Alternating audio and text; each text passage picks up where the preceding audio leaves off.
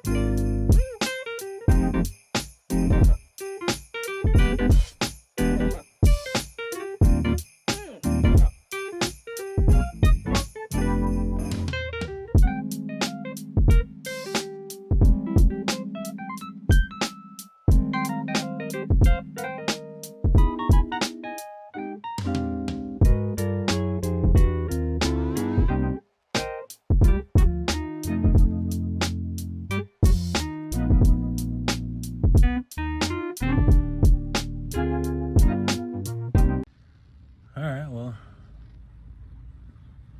is it worth it? Yeah, for $65. It was worth it. The foam cannon fucking sucked, I'll tell you that much. I think I might have to buy a different hose and a different foam cannon, because the foam cannon that it came with was boo-boo. But it got the job done, and that's really all I seriously asked for. As long as it worked, you know what I'm saying? So it worked. Is it worth it? I mean, 65 bucks.